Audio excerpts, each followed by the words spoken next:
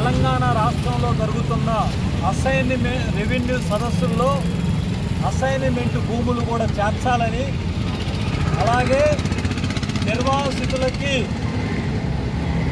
మరింత ప్యాకేజీ పెంచాలని, దళితులు, గిరిజనులు, బలహీన వర్గాలు చేస్తున్నటువంటి కష్టానికి తగిన ఫలితం ఇవ్వాలని ఈ డిమాండ్ల మీద సంగారెడ్డి జిల్లా వ్యవసాయ కార్మిక సంఘం కలెక్టరేట్ ముందు ధర్నాన్ని చేపట్టడం జరిగింది.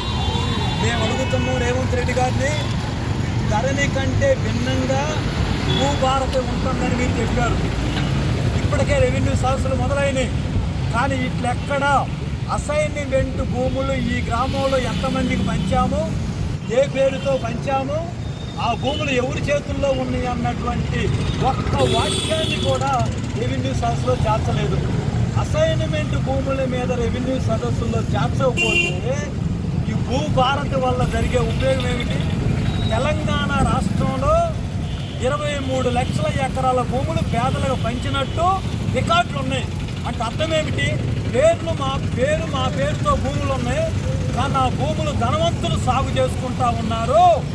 ధనవంతులను కాపాడటానికే మీరు భూభారతిలో రెవెన్యూ సదస్సుల్లో అసైన్మెంట్ భూములు చేర్చలేదు. శ్రీనివాసరెడ్డి గారు ఏం చెప్తున్నారు? రెవెన్యూ మంత్రి గారు ఇంతకంటే అద్భుతమైంది ఎక్కడా లేదని చెప్తున్నారు. శ్రీనివాసరెడ్డి గారు మీరు రెవెన్యూ సదస్సుల కంటే ముందు ఏం చెప్పారు? అసైన్మెంట్ భూములన్నింటినీ కూడా పేదలకు ఇస్తామని చెప్పారు. మరి రెవెన్యూ సదస్సులు ఎందుకు లేదు అని మేము అడుగుతా ఉన్నాం. అంతేకాదు, నాగిరెడ్డిపల్లిలో సంగారెడ్డి జిల్లాలో 9 నెలల క్రితం 70 ఎకరాల భూమి పేదలది అన్యాక్రాంతమైంది. ఇది ధనవంతుల ఆక్రమణలో ఉందో వాళ్ళని తొలగించి వెంటనే పేదలకు పట్టాలు ఇవ్వండి అయిపోయి పెట్టింది. కలెక్టర్ గారిని కలిశారు, జేసీ గారిని కలిశారు, ఆర్టీఓ ఎంఆర్ఓ గారిని కలిశారు.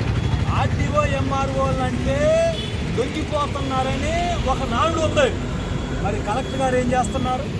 జాయింట్ కలెక్టర్ అంటే అర్థం ఏమిటంటే కలెక్టర్ ఆఫ్ ల్యాండ్, భూమికి సర్వాధికారాలు జిల్లాలో జాయింట్ కలెక్టర్ ఉంటాయి. ఇది మన రాజ్యాంగం చెప్తుంది. మరి జాయింట్ కలెక్టర్ గారు ఏం చేస్తున్నారు? కాబట్టి తక్షణమే నాగిరెడ్డిపల్లిలో 70 ఎకరాల భూమికి పట్టాలు ఇవ్వాలా.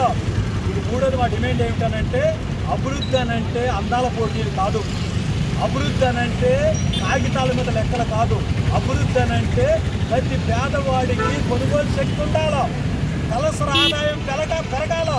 మోడీ గారిని అడుగుతున్నాం, ప్రపంచంలో 4వ ఆర్థిక వ్యవస్థ కదా, మరి మా తలసరి ఆదాయం ఎంత, మా కొనుగోలు శక్తి ఏమిటి?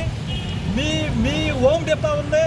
దేశంలో రైతుల కార్మికులు పేదల యొక్క ఆత్మహత్యలు పెరుగుతున్నాయి అంటే అర్థం ఏమిటి? మా కొనుగోలు శక్తి పడిపోతుంది.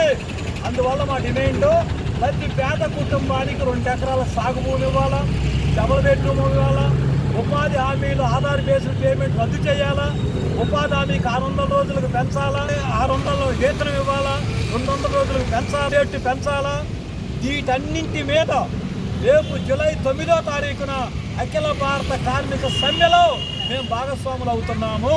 కాబట్టి జూన్ చివరి నాటికి తెలంగాణ ప్రభుత్వం కానీ మోడీ ప్రభుత్వం కానీ భూములు పంచడానికి, అసైన్మెంట్ భూముల్ని మాకు అప్పగించడానికి సిద్ధపడకపోతే వ్యవసాయ కార్మిక సంఘం ఇతర సంఘాలను కలుపుకొని ప్రత్యక్షంగా భూములు స్వాధీనం చేసుకొని పేదలకు అప్పగిస్తామని కూడా ఈ సందర్భంగా తెలియజేస్తా ఉన్నాం.